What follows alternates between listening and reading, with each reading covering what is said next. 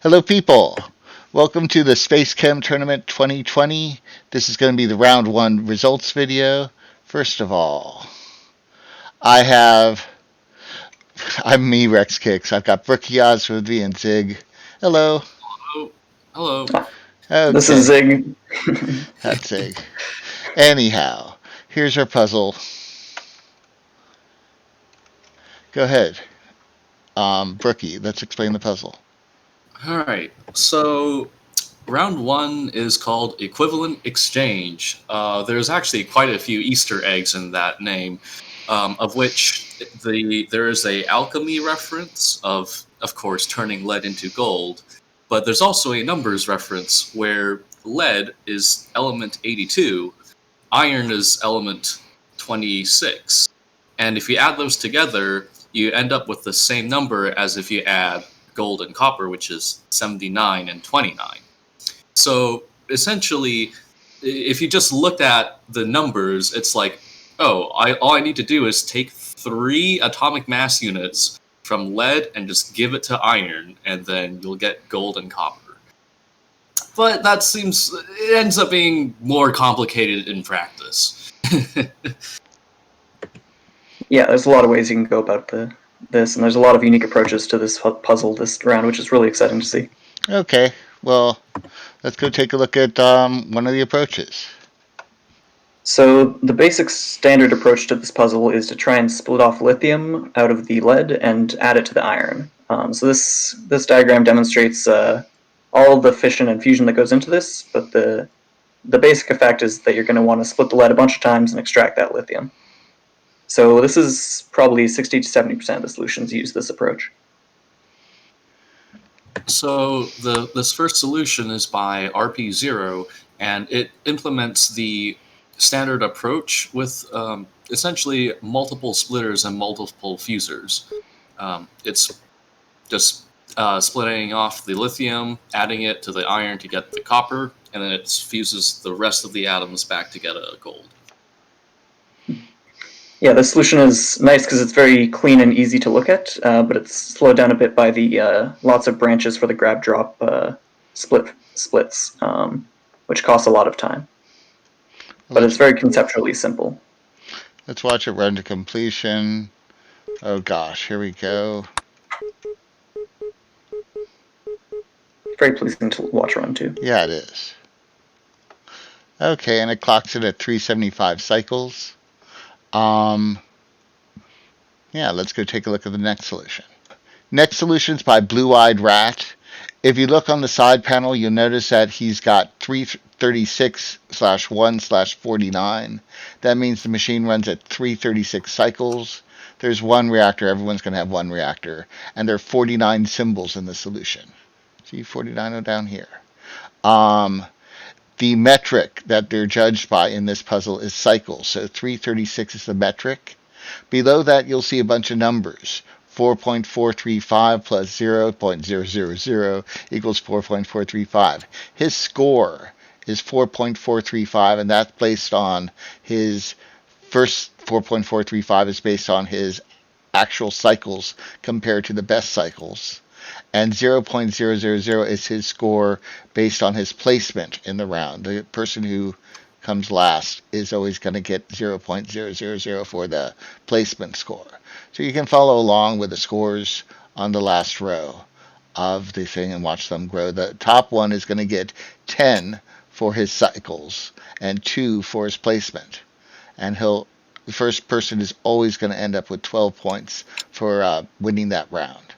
Anyhow, here's Blue-Eyed Rat's solution, and let's see how it works. All right, so this is basically the same approach that RP0, the tournament runner, took, but it uses a big stick, which everyone loves, to make things slightly faster so that they don't have to travel between the input and output zones. But apart from that, it's the same, using lots of splitters and trying to extract the lithium, and that you just saw that lithium went into the copper rather, and the leftovers get fused back together, and that leaves gold left over. And yep. Okay, well, let's run it. Oh, well, that went too fast, but that's okay. It clocks in at 336 cycles with 49 symbols. That's nice. Okay, let's take a look at the next one. The next solution by Gwen involves something called a nitrogen-neon exchange. Essentially, instead of actually completely splitting down to lithium, which is number 3, you only really need to split down to neon nitrogen, which is number 10 and 7, just swap those around, and then fuse everything back together. This saves us from going through more splitting and fusing. Okay, well, let's take a look at his solution. He begins by splitting off the lead, and then here you can see there's the neon and nitrogen, and those get swapped over. Okay, let's go watch it go again.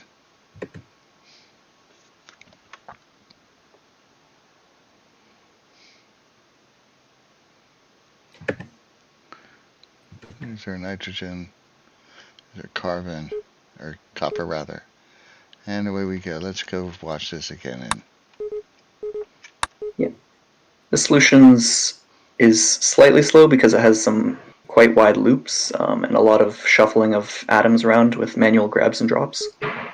But it does have the advantage that it can do splits on 2 atoms at once because the algorithm doesn't just split the lead. Okay. This one clocks in at 315 cycles with 60 symbols. Let's go take a look at the next one. So this solution by Aperture is another standard lithium splitting solution.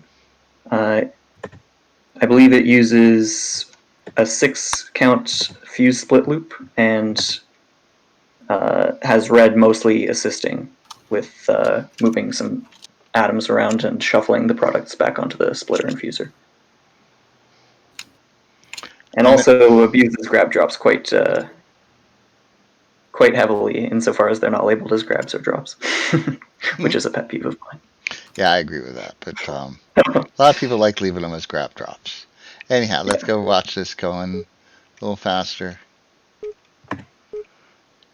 And a little faster still. This one clocks in at 309 cycles with 48 symbols. Let's go take a look at the next one. Alright, so as with these solutions, they all go through the standard path of splitting the lead down to lithium. But one thing that you'll notice is that many of them have a really simple split fuse loop in common. For a lot of solutions will have a 4-cycle split fuse loop, and a lot of them have slightly longer split fuse loops. You can generally estimate the speed of these solutions just by looking at that by itself. Yeah, so this one uses an alternating 4 and 6 split fuse loop, whereas the previous one used 6, so this one's slightly faster. It does lose out some time, though, because of the amount of distance the Waldos have to travel to reset. Mm-hmm. Okay. Yeah, there's a lot of long shuffle loops. Let's watch this go a little faster.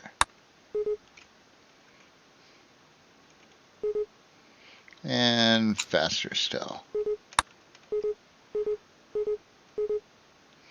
Okay, this one clocks in at 305 cycles, just beating 309, and it's 41 symbols. Let's go take a look at the next one. So this solution by Darkkid is very clean to look at. It's a 4-count. This is a very common pattern, is this 4-count of blue doing a split and fuse loop, and it just does its own drop. And red is doing all the support by shuffling products over from the input to the output zone and moving the lithium around. I like how go ahead. Yeah, this is a very simple solution because of that. I like the way it drops the lithium here, goes back, picks up the lead, then comes back to pick up the lithium and bring it on down. It's kind of like a parking zone. Yeah, a little storage area. Yeah, let's watch this go a little faster. So while blue here does go through this split fuse loop pretty fast, the issue is it actually goes through it twice without picking up anything. So yeah, it's got 2 dead loops. Right. So he actually takes 28 cycles to make every gold. And that means it clocks in at 300 cycles instead of the 305 with only 26 symbols, which is really good. All right, so this solution by Binky uses a very unique approach and very confusing to look at, as you can see from this graph, which we called an americium intermediate. Basically, it has kind of two separate chains going on that each will end up creating two products and a bunch of waste.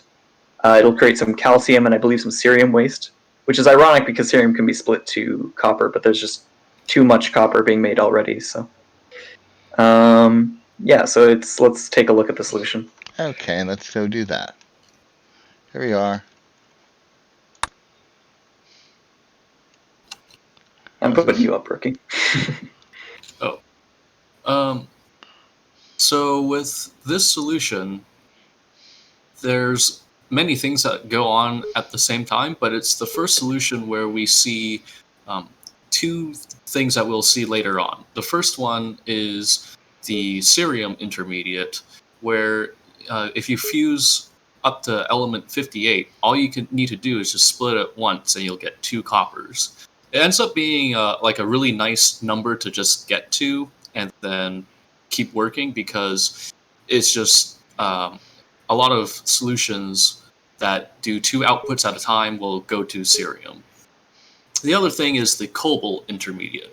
Cobalt is 27, and if you add 2 irons to it, you'll get gold. This is also a really fast way to make gold because generally inputting an iron and fusing it is very fast. This is some foreshadowing for Brookie's solution, which we'll see later. I also much appreciate the little spinny loop at the bottom left that they do. When you play it a bit faster, they make a very satisfying dance. Another interesting thing to know about Binky's solution is that he actually builds up calcium and cerium waste in big sticks. I think everybody else used garbage balls, but... That's right. Sticks is a unique approach to the garbage, I think, for this round. This one clocks in at 292 cycles, beating out the 300 before it. But it has a 95 symbols, which makes it a pretty complicated solution. Let's go take a look at the next one. Made a mistake. Didn't show Binky's score, so here's Binky's score looking on the right side. He had the 292, 195 solution with 5.436 as his final score. Okay, the next solution is by CSA Boca. Let's go take a look at it. Chaboka, I think it's pronounced. This always comes up. So this is uses a somewhat more unique. This is still the lithium method, but it uses a 2-long grab split loop, which has assists from blue for the fuses, and then blue does the usual shuffling of the lithium and adding more lead in. So of course there's going to be a lot of dead loops on that 2 loop, so it won't just mean that the solution is very fast, but it does. It does mean that blue doesn't have to worry about doing any timing to match mod 4. A little faster. And faster still. And also, I think we haven't noted, but a lot of these solutions will put the splitter over the output, which is a good trick just to not have to do a grab on that, and usually works out a bit better than the putting it over the input, I think, but that's the other alternative, is put the splitter over the input versus the fuser over the output. Okay, well, let's go take a look at the next solution. Which is yours. Which is fine. You can handle this one if you want. Next solution is my solution. Yay, Rexkix. I've got, I'll explain that even. I've got my fissionators right here, going down a straight line, and I've got red is accumulating the outputs of the fission until we get down to lithium. We input that, the iron, and make our copper rather, and then we make our gold. So let's watch it one more time. And there's our copper. And here comes blue making gold. Let's go a little faster. And a little faster. And I got 24th place with this solution at 278 cycles and 44 symbols. Let's Yeah, I think your solution was similar to RP0 and Blue-Eyed Rats, I was going to say. Yeah, that's true. Just slightly tighter layout, so it was a bit faster. So it ends up being that Saboka, Rexkix, Twistia all had 28 cycle loops, but the only difference between them is Twistia outputs 1 cycle faster than Saboka's, Twistia outputs 1 cycle faster than Rexkix, who outputs 1 cycle faster than Saboka. Yeah, that's right. Let that be a lesson on the importance of latency, I guess. Yeah, well, wish I had that 1 cycle. Let's go take a look at Twistia's solution. Okay, here's Twistia's solution. And Brookie, let's go talk about it. Yeah, so Twistia's solution is actually another 2 cycle loop, but again, because it's only 2, there's a lot of missed grabs, I call them, where red is just bouncing around doing nothing. If in fact there are exactly 10 missed grabs in all of in both Twistia and Saboka's solutions. The reason why Twistia's is faster is the aforementioned. He outputs 2 cycles before Saboka does. And let's go watch it a little faster. It's also worth noting that this is, actually I forget if the previous solution did, but this is one of the solutions that used the iron being pre-bonded to the lead, which makes it a lot easier to do the shuffling, because you can pick up both the lithium and the iron at once and move them to the output zone. And as pointed out, this one's 277 instead of my 278. Boo. And has only 32 symbols, which is pretty darn good. Let's go take a look at the next solution. So the solution by Temporal Anomaly is another lithium-based solution, but this one, instead of doing a dedicated split fuse loop on one of the Waldos, it does double pumped. So there's 2 6-long loops that are being done by both Waldos, and one counts to 2 and one counts to, or they both count to, one counts to 2 and one counts to 3. So you can see there's a 3-count flip-flop on blue there, which means that they get the total of 5 splits in, and then they are both able to help out with the support, which is helpful, because often one split fuse loop is doing a bunch of dead loops while the support is happening. Okay, let's watch this go a little faster. Go ahead. When it comes to Temporal Anomaly solution, his is actually a 27 cycle, but his output takes a little longer, so he gets 27 times 10 plus another 2 cycles. Also, another side note, if you look really carefully at the red and blue and how they sync up, blue is actually waiting 1 cycle on the sync. And it's also happened to be grabbing onto an atom while it's waiting. Yeah, you could have saved a symbol there by rotating. You could save a symbol there, yes, by removing the sinks and replacing the blue sink with a rotate. Interesting point. This one important note for symbol optimizing next week, yeah. That's right. This one clocks in at 272 cycles with 39 symbols. Could have been 38. Let's go take a look at the next solution. Next solution's by Pentapig, and let's go see what it looks like. So Pentapig's solution is also in the standard of splitting down to lithium and then making the gold. He actually has a 24 cycle loop, but because he has a bunch of flip-flops, he has to special case out the last 2 coppers, and that actually costs him a lot of cycles, 26 to be exact. He doesn't process his coppers 1 by 1 like he does the gold. Sorry, I might need to make this a cut, but are you sure? I thought that was a method to speed up the last 2 cycles. Because he creates this copper chain, and he has like 2 coppers at a time left over. Right. I put a pause right where right after the blue's input alpha. His cycles are 24, and then he has a 28 where he has blue go up around extra 4 cycle to time with red, and then it's another 24, 24, 24, and then he has a long latency for his very last copper outputs. Yeah, so he was trying to do a latency save with the flip flops, wasn't he? As in, if you delete the top flip flop right now, that might be easier to see. Okay, let's take a look at this flip flop in particular. What's it doing?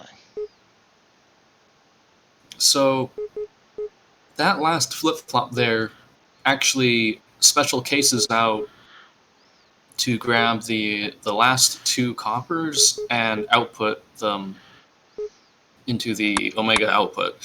Right around here, or right there, you can see that that Pentapig already has all 10 gold outputs, but he doesn't have the copper, so he has to get the last 2 copper over. This ends up being the fastest way to do it. Otherwise, he'd have to wait for another full cycle. Okay, let's go see the results again. This clocks in at 266 with 49 symbols. And that was interesting. Thank you, Pentapig. Let's go take a look at the next solution. Okay, the next solution is by Lazy Comet. Let's go take a look at it. So this solution uses a lot of splitters and fusers, but it is still doing the basic lithium strategy. The difference is it's building 2 outputs at once. So this has some advantages because, well, you can transport 2 inputs over at once, which means that you save a bit of support time. And you can obviously output 2 outputs at a time, which saves you some time there. The cost is that you have these loops that you need to count to 5 or 6 in. You'll see the bottom blue has a 5 count and the top is a 6 count, but it gets primed when it re-enters, so it's basically just another 5 count. And that means that you pay a bit of upkeep costs because your loops are a bit large, which usually ends up costing these solutions somewhat, but they do save a lot of time and support because they're only have to go collect inputs and do outputs half as much. Right. So Lazy Comet actually has a 52 cycle loop, but because he outputs twice every loop, it only ends up being 52 times 5-ish, which is... Yeah, effectively a 26, yeah. Yeah. With a lot more latency, maybe. Okay, let's go watch it go. And a little faster. You can also see the cerium here being used to output 2 coppers at a time. Oh yeah, that's a good point. There it is. There's a cerium. It goes to 2 coppers. Okay, let's go to the results page. This one clocks in at 258, and instead of, I believe the previous was 260. So it just beat it out by 2 cycles. Let's go take a look at the next one. Okay, the next one's by Jojo, and let's go see how this one works. So Jojo also has a 4-cycle loop, but this one is actually faster than the previous 4-cycle loops we've seen because blue only misses one of its missed grabs. Blue only has 1 missed grab compared to the previous solutions where blue actually has 2 missed grabs per loop. And yeah, this one's using the strat of putting the splitter over the input so that it's just directly where it needs to be. You can just call input to feed blue. It also nicely bonds the gold and the lithium, eventually making the copper, so it can transport both of them at once to the output zone. That's kind of neat. Mm-hmm. And let's go speed it up. And speed it up some more. And it clocks in at 254 instead of the previous 258 with, yes, 31 symbols. Let's go take a look at the next solution. So before we can look at the next solution, let's go take a look at its technique, which we're calling the nitrogen-neon exchange. Here we go. So We did cover a previous nitrogen neon exchange in GWEN's solution, and this is essentially the same with just a minor difference in what exactly what precursors or intermediates get processed. This one's by McCrush, and let's go take a look at it. So this is similar to GWEN's nitrogen neon exchange, but it's uses a much cleaner implementation by putting some of the splitters in a straight line where blue can just deal with them all at once. So I think this is about the simplest that we're going to see a nitrogen neon exchange done in these solutions. And it maybe loses a bit of time because red has to travel a little far to get to the second set of splitters and fusers. Maybe they could have been squeezed in closer. But overall, this is very efficient for the algorithm that it's using. Well, let's go take a look a little faster.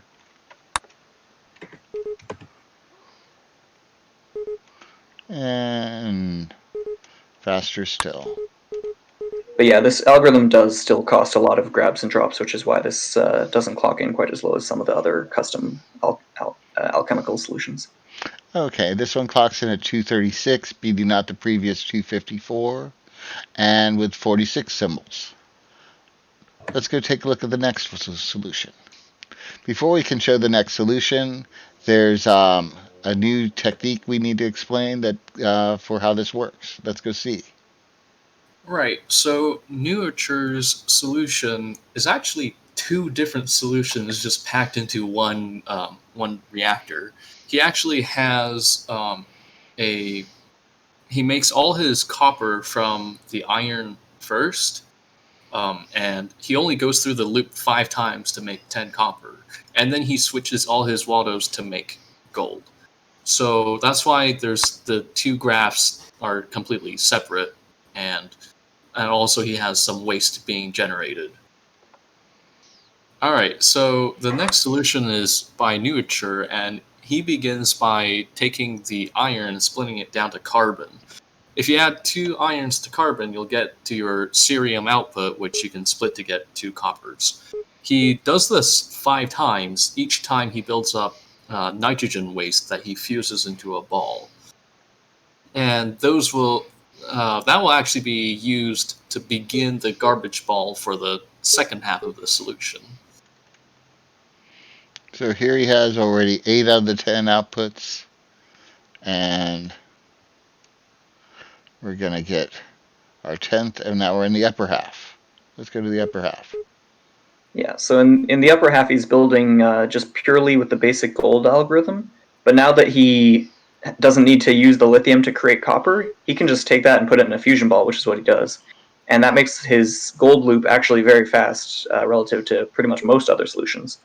The cost is that this is only half of the job, and he spent a lot of time creating that copper, so this does get slowed down by that.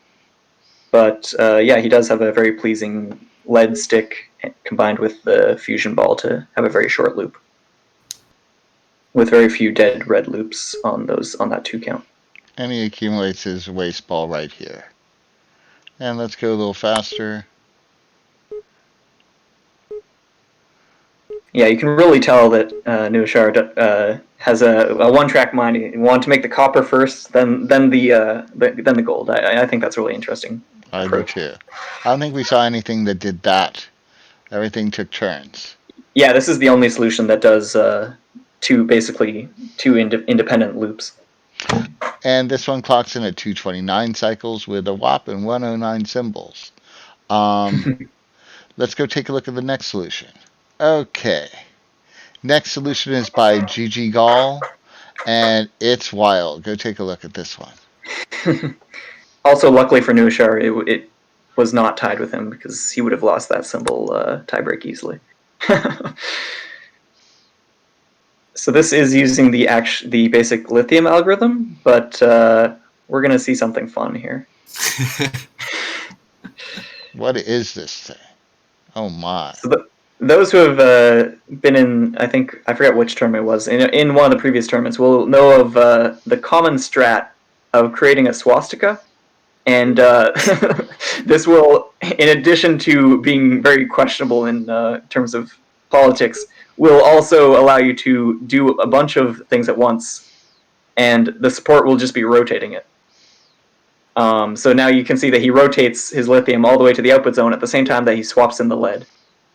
So this is obviously just glorious, but we can't advocate for the swastika on stream. No, but we're going to watch it because it looks really cool. So the main reason why you would want to have such a large molecule in the reactor is that it speeds up moving the atoms by incredible amounts. Mm-hmm. A single rotate can move an atom by like 4 or 5 or even more spaces at a single time than any other. Exceeding the natural speed limit of 1 tile per cycle. Yeah. Gigi Gall ends up having an 18-cycle loop, but he has a lot of startup time, which is why he ends up scoring 227. Yeah, he's not winning any latency fights here. His throughput is very good, though. Yes. And it's beautiful to watch. Mm-hmm. And here it goes, and it's all done. 227 instead of the previous 229. Thank you, Gigi Gall, for that really entertaining solution. Let's go take a look at the next one. Okay. Next solution's by Flexo, and let's go take a look at it. So Flexo's solution is another standard approach, except he has his loop run twice, and he special cases out the second loop to output. He actually doesn't output with his first loop, so this saves him 4 cycles every other loop. So he on average has a 22-cycle loop. And let's go see it work a little faster.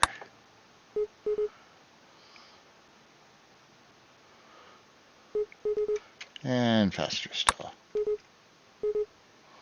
Now this one clocks in 10 cycles faster than the previous one at 217 with 63 symbols.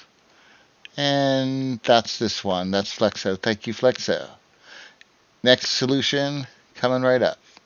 So this solution by Darius uses a trick of for making the support a lot easier here. So he does a standard lead and iron pre-bonded, but then he also on his next loop, when he's going to push that out of the way, instead of having to do a grab on it manually, he just bonds to it and pushes it over, and that means it ends up exactly where it needs to be, which is very efficient and means that blue actually has cycles to spare and is just running a little extra loop down there.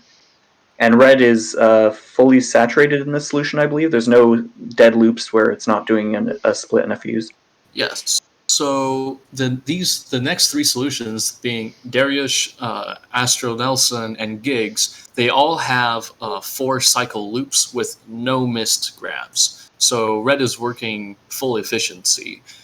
If you actually went and counted the number of splits you need to create each output, you'll notice that you need 5 splits. And if you're doing it purely with 1 Waldo, this gives you a lower cycle limit of 200. And let's go see this one run to completion. And here we go. Yeah, 200 plus or minus latency, but that's right. That's 211. Better than the 217 that preceded it. Yeah, these are the series of 20-cycle loops. Yeah, with 24 symbols. Yeah, very simple, efficient solution too, which is nice. Yeah, we'll see that again later. Let's go on to the next solution. Next solution's by Astro Nelson, and let's go take a look at it running. Well, I misspoke. Astro Nelson does not have a 4-cycle loop. He does the double standard approach. His the same approach as Lacy Comet, but his is just better implemented and has faster grab and fuse and just overall tighter loops. Yeah, you'll also notice he uses a 4 count instead of a 5 count, which is because he swaps over each Waldo does like one job on the right side and then switches to left and vice versa, or top and bottom. And that means that he saves a little bit of like upkeep time. With 5-count flip-flops being very expensive, they take a lot of time to, or they take a few cycles each time to get the count right. Okay, and let's run a little faster, and faster still, and clocks in one cycle better, 210 instead of 211, with 63 symbols. So the next solution is Gig's solution, who has essentially the same identical approach as Darius. The only difference is he has a faster delivery from the iron and lead, or the iron lithium directly into the copper output than Darius does. This cuts down by, I think, just like a couple cycles, but it was enough to nab 12 spot. space. Yeah, I think he's one cycle ahead, just because that copper output goes slightly faster. And he runs the opposite way around and makes a straight stick instead of a zigzag. That's right. Okay, let's watch this go a little faster. And a little faster still. 210 with 24 symbols. This will prove to be our best symbols until, well, later. Let's go take a look at the next solution. The next solution uses a new technique called Rubidium intermediate. Let's go take a look how it works. So yeah, per the name, the Rubidium intermediate approach uses several splits to get down to sodium from the lead input, and fuses that with another iron input, and that rubidium will allow for potassium, which will fuse nicely with that leftover neon from lead. Basically, this approach only requires 4 splits instead of 5, unlike the usual lithium approach, which is why it's more efficient. Okay, well, let's go take a look at this solution. So this is Anime's solution, and Anime is actually a he's a newcomer to SpaceChem. So congratulations on scoring 11th place on your very first submission. That is very impressive, considering the difficulty of optimizing this puzzle. And coming up with his own technique, which is pretty cool. That's right. He's the only one to use this algorithm. That's right. We will see in future solutions a similar strontium into niobium, which is 38 into 41 to make the gold. But this is the first solution that we see using those specific elements. Okay. Yes. Let's go. And also, we do have to call out the extra arrow on the drop in the middle there. Yeah. Which is so you done a very impressive job here, but we do have to call you out for that. And that's got to be cleaned up. You never know. Let's do that for you. There we go. You never know. You never know when the tiebreak's going to matter. Yeah. But you got away with it this time, so good job. Yeah, no, that's really excellent. Nice job, Anime. We fixed it for you. And clocks in at 206 cycles, better than 210, with 40 symbols, actually 41, depending on how you're counting. Let's go take a look at the next solution. So the next approach uses a new algorithm, which is a bit more focused on getting 2 outputs out as quickly as it can, which is good because we have an even number of outputs. So instead of splitting all the way down to lithium like most solutions do, this splits down to carbon. And then it uses that carbon to fuse with 2 iron inputs, which creates cerium, and that splits down to copper. And after having removed that carbon, you now get left with 76, whichever element that may be, and osmium. And then now you overshot by 3, which means that if you take another lead input, you can split both of those and fuse each of their halves, and that'll create 2 gold pairs. So that was a lot of words for what is essentially just an algorithm that creates 2 outputs with an efficient number of splits. Okay, well, let's go take a look at this one. So Big E's solution does a fuse input split loop a fuse split loop over the input, and then it takes that one extra lead and prepares it over on the output with some neobidiums. So then you see after it removes the carbon, it gets left with some osmium, splits that, fuses them, and that creates all the gold. Meanwhile, it fused the carbon into a couple of irons, and it creates cerium there.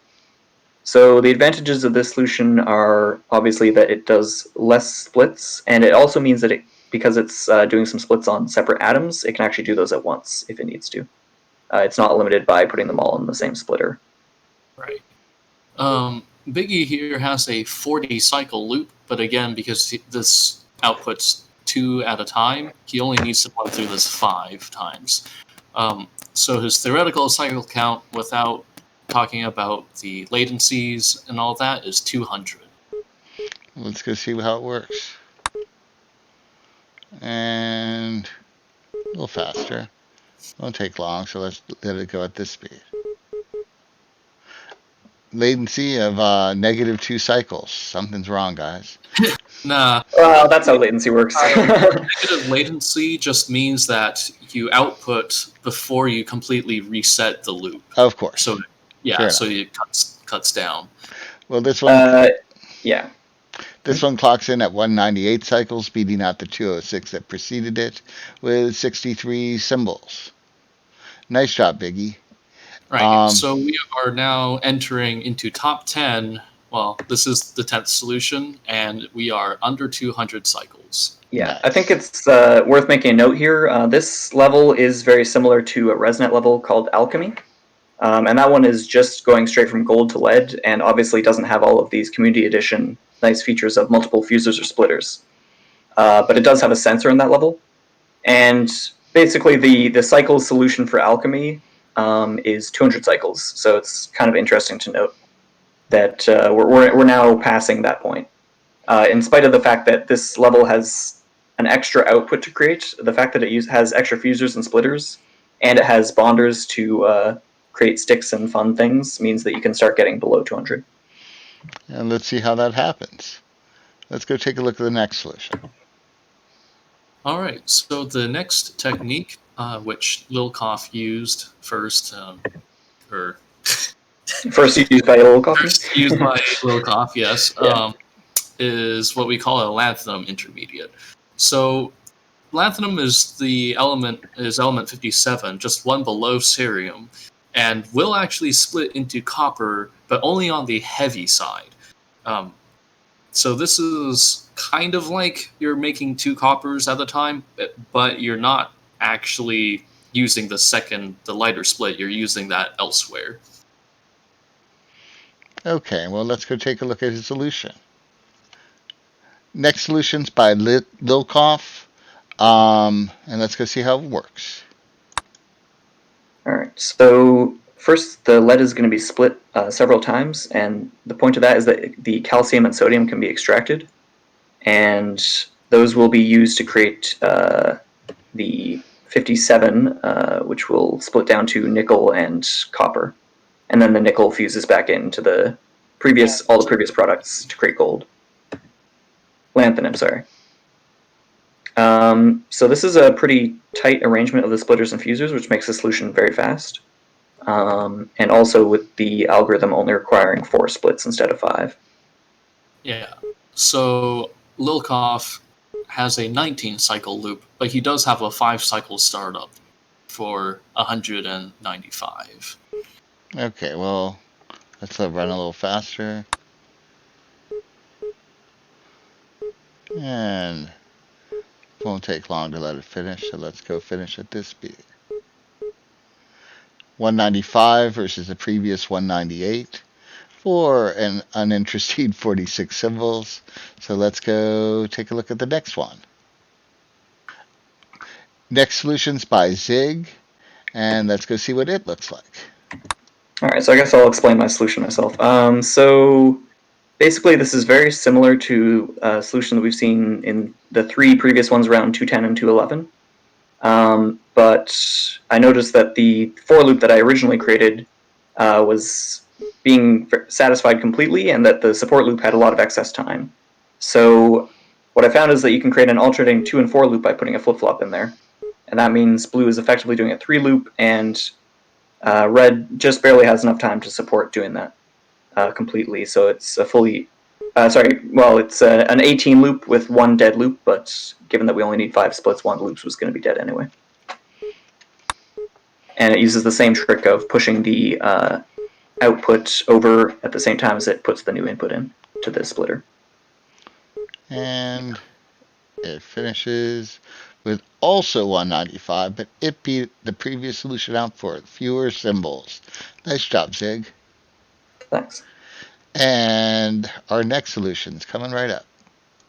But first, we're going to have to look at another graph. So let's go take a look at this one. So this approach is used by Rezuns, and we call it the cerium intermediate. What's notable here is after making cerium, he splits off to make 2 coppers, but only one of them is outputted. The other one is actually used to make gold. Okay, well, let's go take a look at his solution. And here it is, Rezuns. Here we go. So Rezuns uses a very tight layout of splitters and fusers, which is very difficult to look at, but very efficient.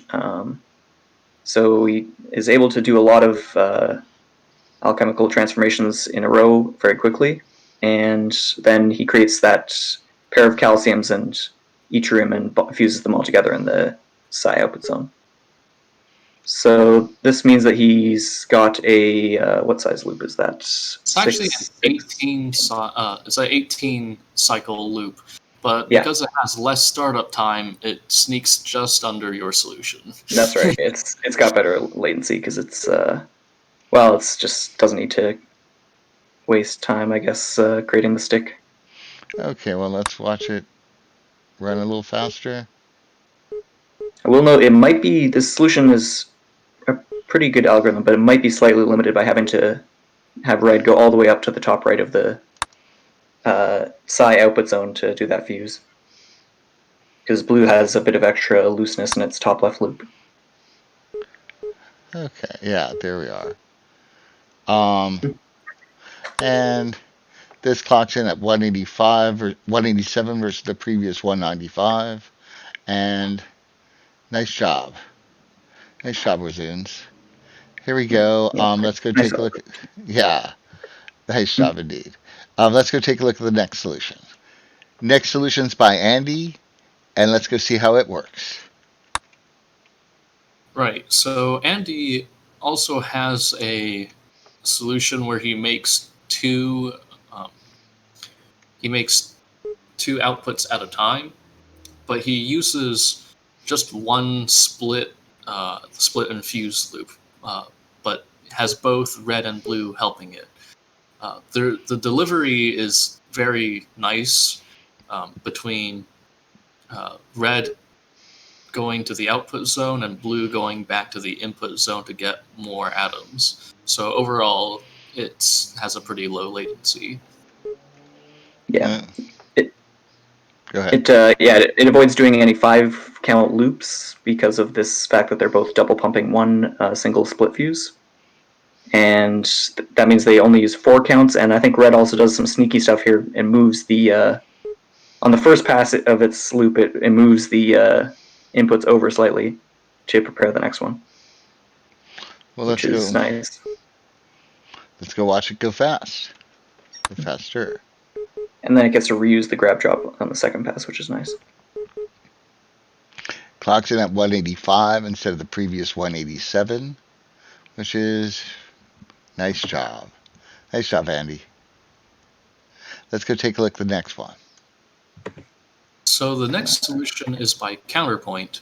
Counterpoint actually has the exact same fusion and fission math as Biggie Mac. So you can go back to the previous part of the video to take a look at the diagram.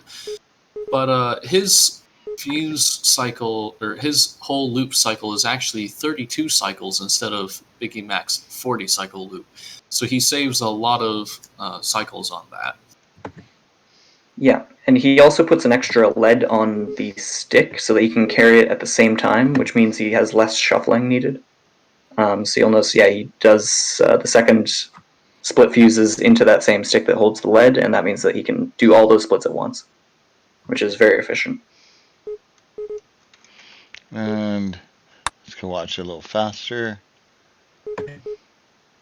And also it's worth noting that the split fuse loop is kind of double pumped 6 wide, which is a bit wider, but it's more this whole solution is more tightly packed, so it makes up for that fact, as opposed to the solutions that double pump a 4 loop. Okay. And let's go watch it go faster.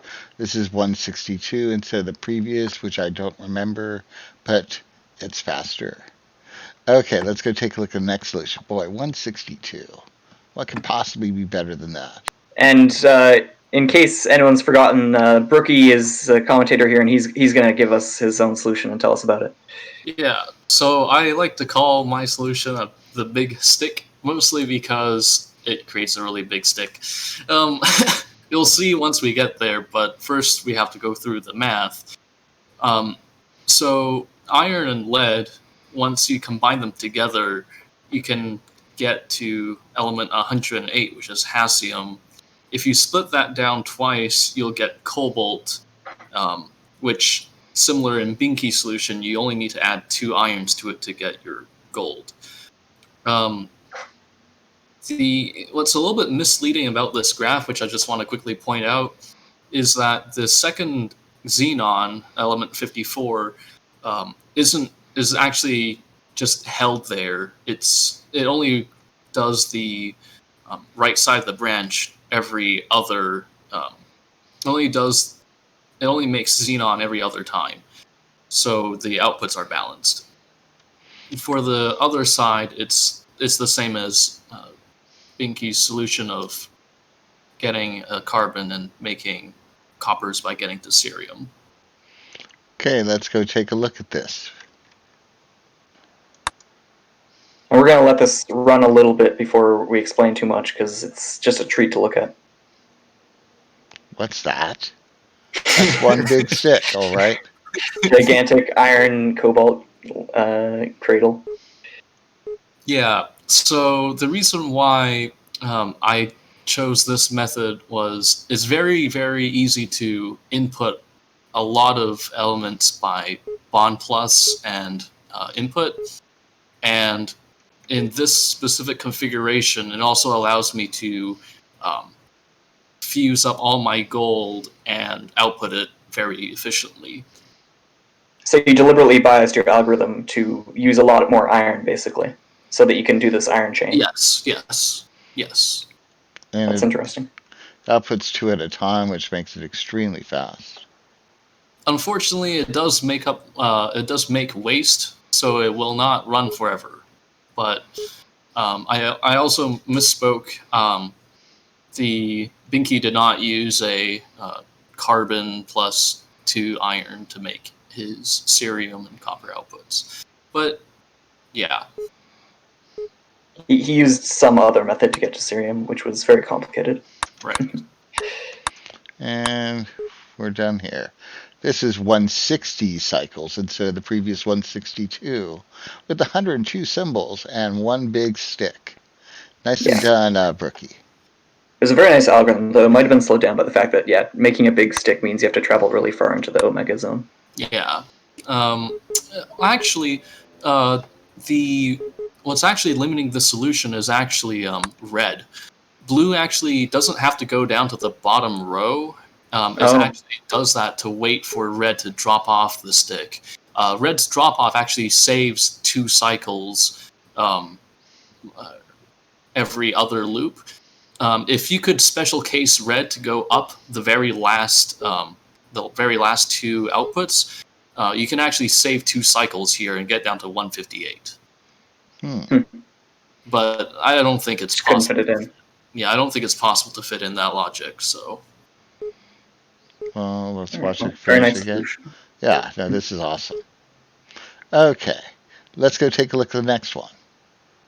So for the next solution, it uses an algorithm very similar to Lilkoff's, but it's slightly different order for how it gets to scandium-21 by using 21 and 10 instead of 11 and 20, basically. But these are all products of lead, so it's effectively the same algorithm. And basically, it only requires 4 splits, which makes it a bit more efficient. And Sir found a very clean way to pack it in. Yes, yes. Let's go take a look at this solution. So Sir's solution is much, much more elegant than mine. Even though we come in at the same cycle count, I think this is way better because of just look how clean everything is. Yeah, he's managed to lay out the splitters and fusers such that like he doesn't have to do any backtracking to get things done. I mean, red does a little jog, but it's not really a backtrack. And the loop sizes just happen to work out. I think blue might even be a bit loose. Actually, no, it's not. But yeah, blue has to go to yeah, they both have exactly what they need, which is nice to see. And also, a nice pair of bonders is used to. I find that funny. He had to use a pair of bonders to get the iron over to the splitter because it was faster than, or because he instead it would take too long for him to backtrack onto the splitter apparently. If he had put the splitter directly over the input. I guess that's what's going on here. The timing, he needs to already be in the second row to hit that splitter number 3. So if splitters numbers 2 and 1, or fusers numbers 2 and 1 were any further to the left, then blue would have to backtrack, which wouldn't work. So red does that funny little bond. And finishing this machine up. Clocks in also at 160, but with fewer symbols than... shockingly. Shockingly. Exactly, shockingly.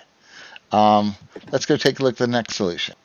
All right, so we're now at second place with Darius 1. So Darius 1 actually has the same solution, or the same fusion and fission math as Counterpoint and Biggie Mac, of essentially making 2 at the same time and then fusing niobium and strontium to make the gold.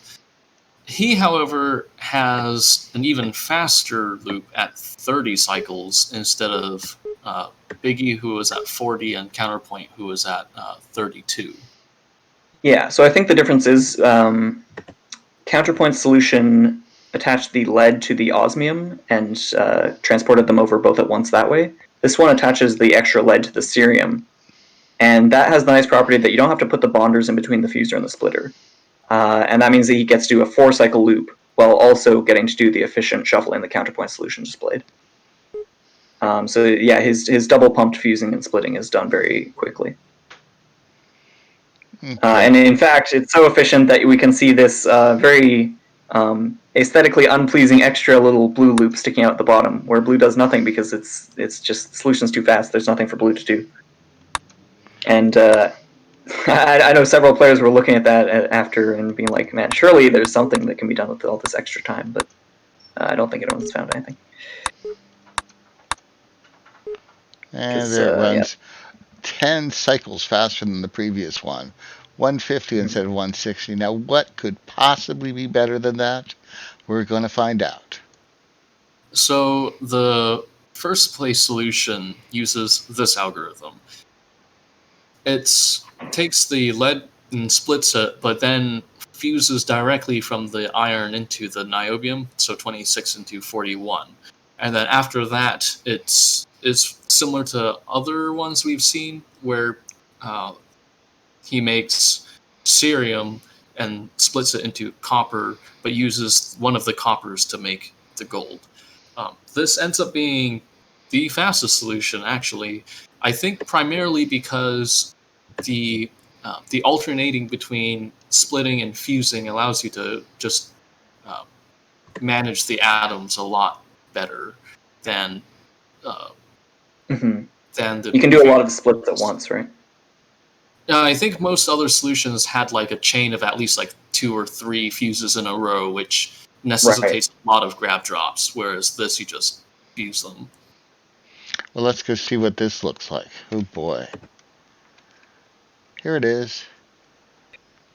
All right, so Tough Thought solution is, as you can see, very compact. It's a bit hard to tell, but he's got, for the splitters and fusers, he's got splitter, fuser down on the left, and fuser, splitter down on the right. And he doesn't use the fourth splitter fuser pair because there's just no room. This solution's too compact. He doesn't need them. Well, let's go watch it work. And do not blink, because this is amazing. Right. So Tough Thought here actually has a 14 cycle loop. He does have 9 cycles of startup time, but it is by far the fastest one that was submitted this week for, week 1 of the SpaceChem 2020 tournament. Congratulations on taking first place. Which means that he has a 12 score, 10 for the cycles and 2 for first place. Nice job, Tough Thought. Yeah. Also, I like what he's done with the so the bonder stick is part of why his solution is so efficient. He can take a whole bunch of products at once and put them all on the splitters and fusers. And he also doesn't need to venture all the way up to the lead input because it's the chain can take care of that. So he saves a lot of travel time. And here we go. Almost done. And let's let it run.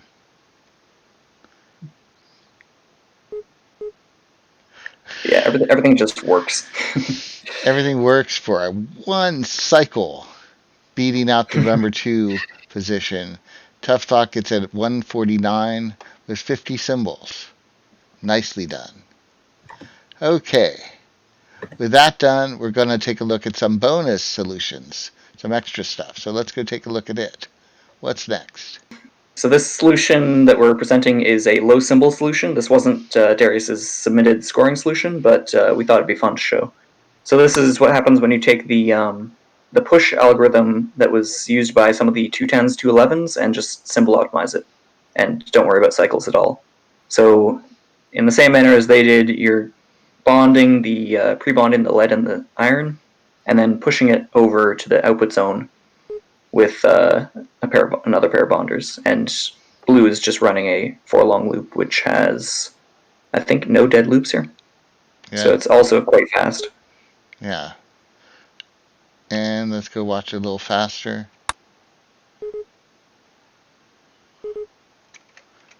And so go ahead. Red is perfectly timed to go through its loop once for every 5 times that blue does.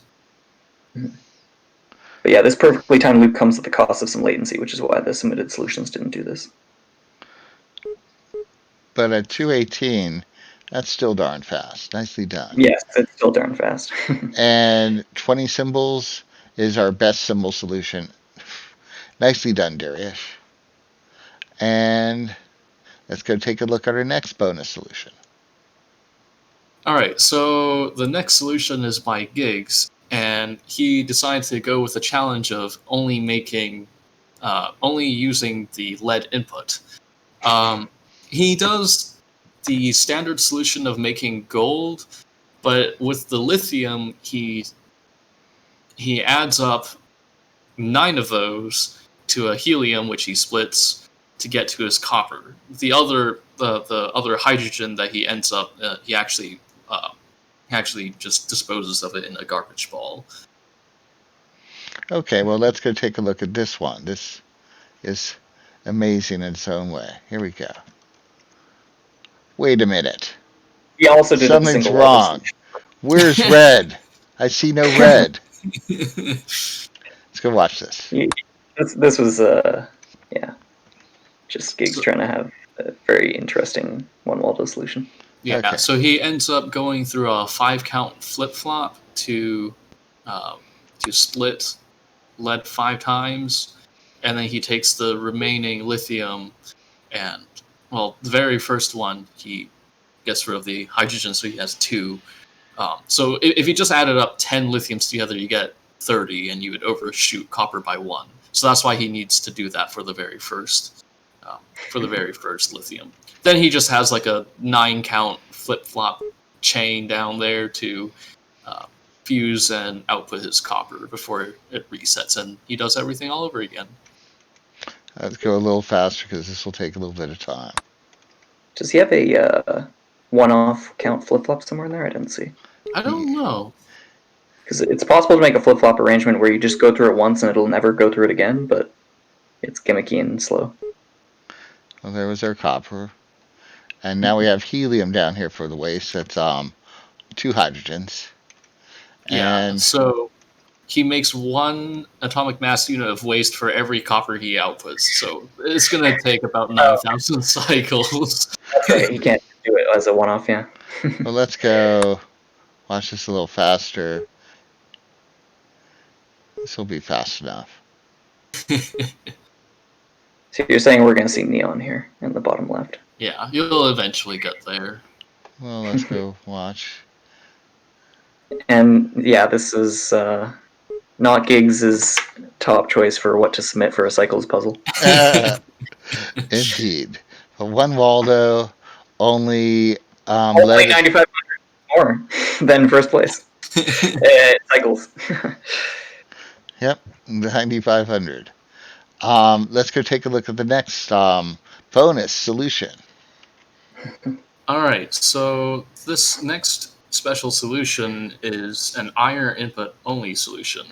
So here, you take an iron and you split it down until you get to carbon, which you get lithium, and you make your copper.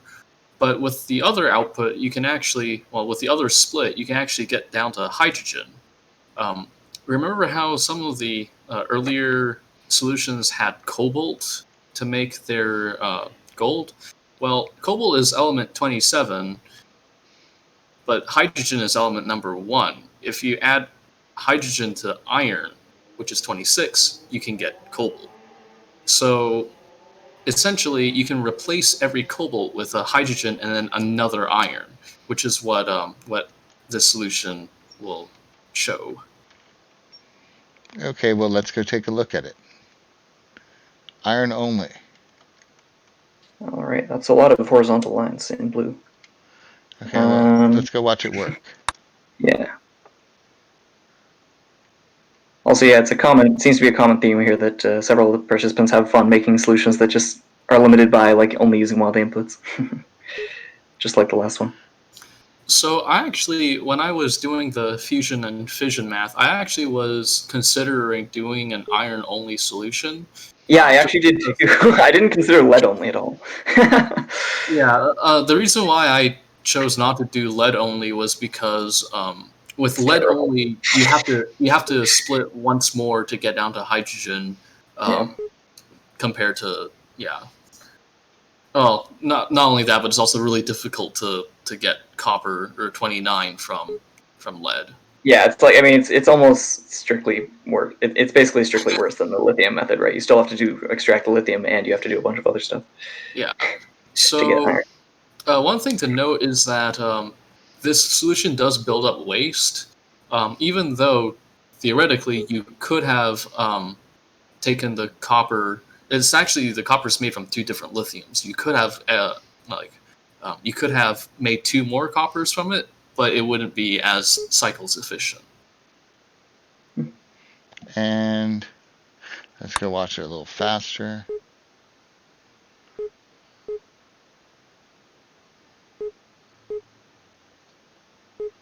And we're done. 255 cycles, only 1 input. And let's go take a look at our next bonus solution. Our next bonus solution is also by Andy. We're calling it the iron lead stick. Let's go see how it works. So yeah, we include this one because it shows a lot of solutions had input chains and stuff going on, but this one uses it in a unique way, which is an alternating input chain. Right. Unlike the one that is used by Tough Thought, Andy still has to move his Waldos from the 2nd row all the way down to the 6th row. Yeah, he's basically just avoiding going to the input zones, but he still has to do a lot of moving. compared to Tough Thoughts, which only I think he only went over for the lead and just went down a single slot for the iron. Yeah, his entire solution was just in the middle of the reactor, and also used a better algorithm, but it was very compact. Yeah. And let's go watch it go a little faster.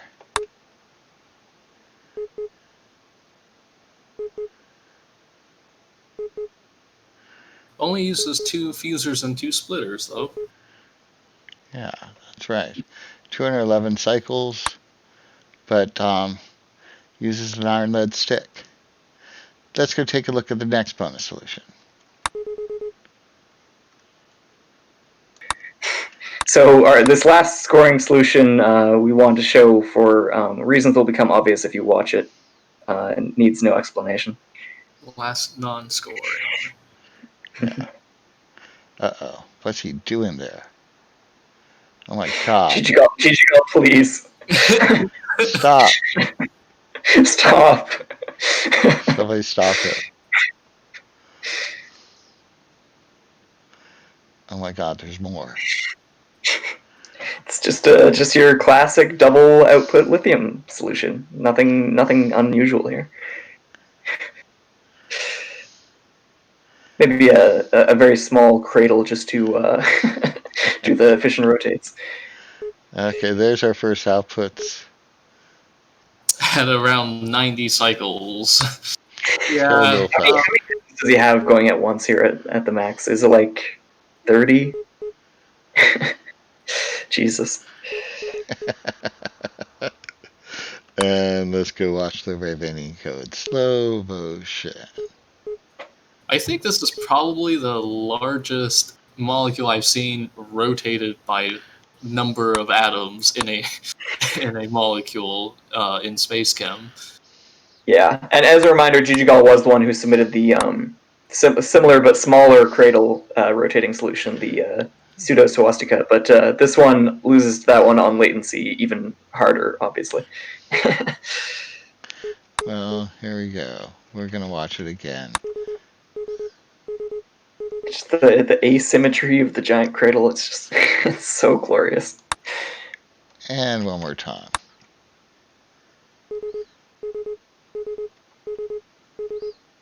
Thank you very much, GGGall. That was hilarious. And here are the round 1 results. I'll leave this up for a little bit so you can scan them.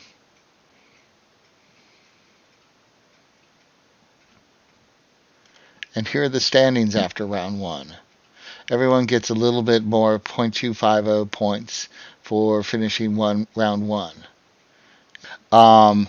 This has been the video for the SpaceChem Tournament 2020 Round 1. Thank you, everyone who submitted a solution. Thank you, brookieoz and Zig, for helping me out with the commentary. I could not have done it myself, that is for sure. Those graphs were something awesome now, weren't they? Yeah, thanks. Brookie made those graphs. Thank you for that. Oh, you're welcome. Thank you for having me on the show. Yeah, this has been fun. Yes. Well, great. Looking forward to whatever it does for week 2. Yeah, So no. Now, week 2 is a symbol optimization puzzle. So yeah, don't make the mistake if you just are used to week 1 and optimize cycles, Baxton. Anyhow, thanks again, and we'll see you soon. Bye-bye. Bye.